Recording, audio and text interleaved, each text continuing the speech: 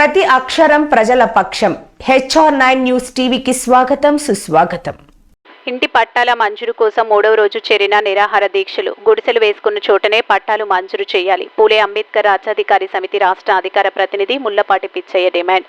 కడప జిల్లా బద్వేలు మున్సిపాలిటీ చెన్నంపల్లి పొలం 1566లో పేదలు గుడిసెలు, చిన్నపాటి రేకుల షెడ్లు వేసుకుని ఇంటి పట్టాలు మంజూరు చేయాలని నిరాహార దీక్షలు చేస్తున్న పేద ప్రజలకు మద్దతుగా పూలే అంబేద్కర్ రాజ్యాధికార సమితి అధికార ప్రతినిధి ముండ్లపాటి పిచ్చయ్య దీక్షలను సందర్శించి వారికి మద్దతు తెలియజేయడం జరిగింది.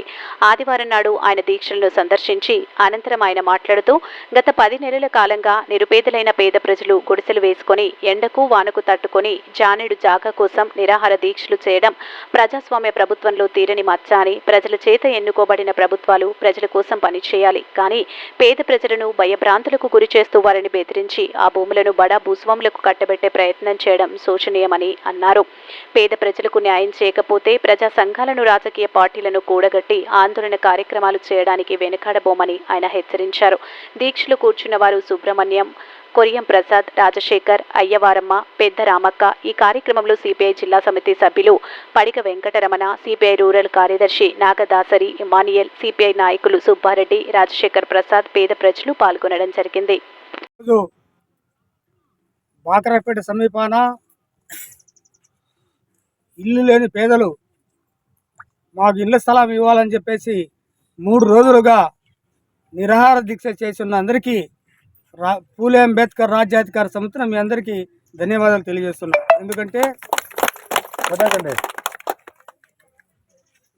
బద్వేలు తాలూకాలో పేదలు 3 సెంట్లు స్థలం ఇవ్వండి అయ్యా, మేము ఇల్లు చేసుకునేది కూలీనాలు చేసుకుని బతుకుతాము అని అడుగుతుంటే వాళ్ళకు నిమ్మక నీరెత్తిన అధికారులు ఉన్నదే కానీ మనకు న్యాయం జరగడంలో చాలా అన్యాయం జరిగిందని చెప్పి స్పష్టంగా తెలియజేస్తున్నా.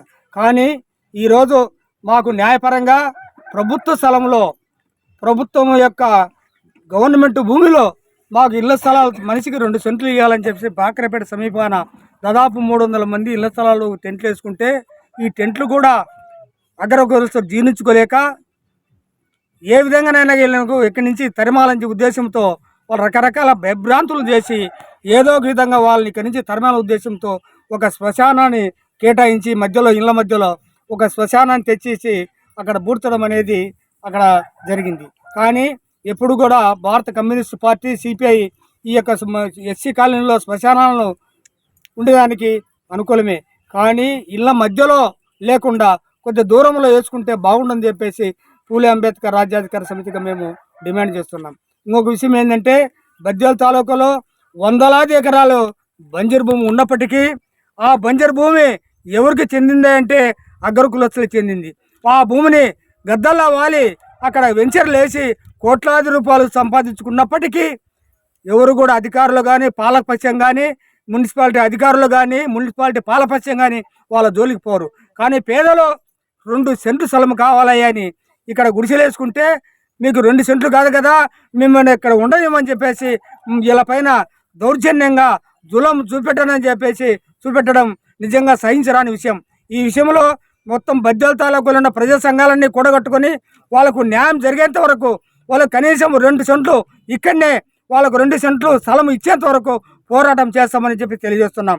ముఖ్యంగా ఇళ్ల స్థలమే కాదు, వాళ్ళకు పక్కా గృహాలు కూడా కట్టించడానికి మేమంతా ప్రజా సంఘాలుగా వాళ్ళకు ఎన్నుంటూ ఉంటామో వాళ్ళు చేసే నిరాదీక్ష పూర్తిగా మద్దతు ఇచ్చి ఈ న్యాయమైన కోరికను అన్ని సంఘాలతో మాట్లాడి మిగతా అన్ని ప్రజా సంఘాలతో కూర్చొని సమీక్షించి మేము వాళ్ళకు ఎన్నంటూ ఉండి వాళ్ళకు న్యాయమైన కోరికలకు తీర్చేంత వరకు పోరాటం చేయడానికి మేము ముందుంటున్నామని తెలియజేస్తున్నాం.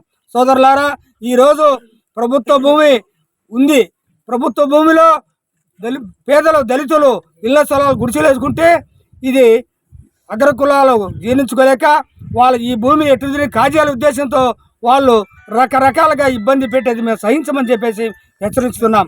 ఈరోజు బద్వేలు మున్సిపాలిటీలో అనేక వందల ఎకరాల భూమిని కాజేసి ఈరోజు స్కూటర్లను మరిచి మొత్తం బుల్లెరో కారులో తిరుగుతున్నాడు. ఎందుకంటే అది ప్రభుత్వ భూమి వెంచర్లు వేసి ప్లాట్లు అమ్మి తర్వాత కోట్లాది రూపాయలు సంపాదించుకుని వాళ్ళ జోలికి పోరు.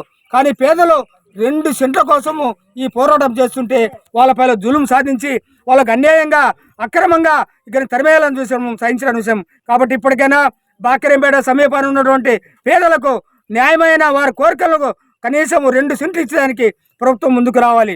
అదే లేకపోతే ఈ యొక్క నిరాదేశులు కాదు, నిజంగా రాబో కాలంలో ఆమర నిరాశ అందరూ కూడా కట్టుకొని వాళ్ళకు న్యాయం జరిగే విధంగా పోరాటం చేస్తామని చెప్పేసి పూలే అంబేద్కర్ రాజ్యాంగ మేము తెలియజేస్తున్నాం.